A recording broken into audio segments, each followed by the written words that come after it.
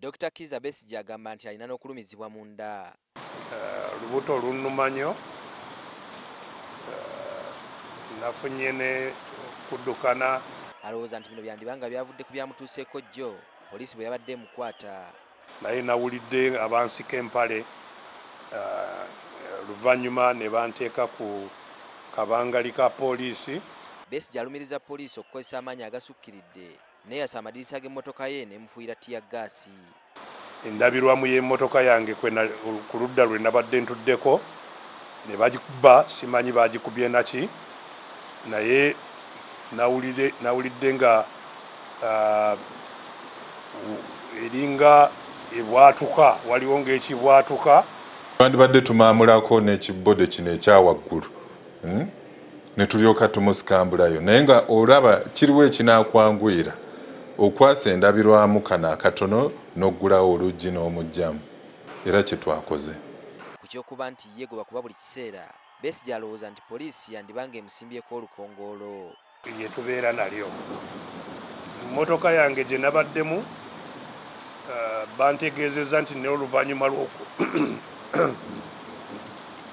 oluvannyuma lw'okumenya endabirwamu n'okuntwala nti nayo yennyini kumpi yaweddewo nga bagyonoona, sinagiraba, mpulira eri ku CPS. Mmotoka yange endala bagisika wano awaka ne bagitwala ku poliisi e Kasangati emazeewo omwaka. Awo Besigye waasaliddewo okuwaabira poliisi n'omuduumizi wa poliisi mu Kampala South, Siraje Bakaleke.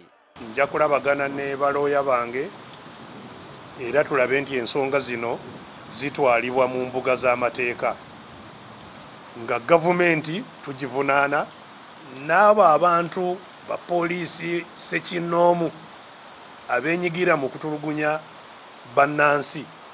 Waddembe okugenda gy'ayagala okuwaaba. Besigye agamba nti ebiseera byamala ebweru wa Uganda we yasalirayo obutaddayo nga kye kyamukomyawo kuno alwanirira enkyukakyuka esaanidde.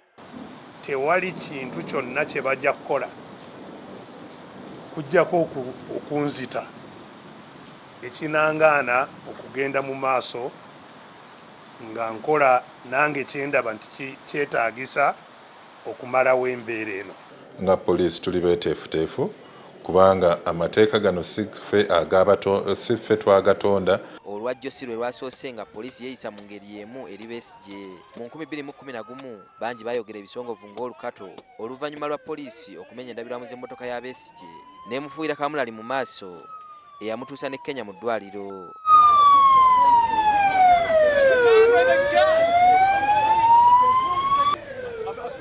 Besigye ne banne abavuganya gavumenti beerayiridde nti si bakukoma kutuukirira bannayuganda babeegatteeko okukaka gavumenti okuyisa enkyukakyuka mu mateeka g'ebyokulonda. Ernest Wisdom Kiyonga, NTV ku ssaawa emu.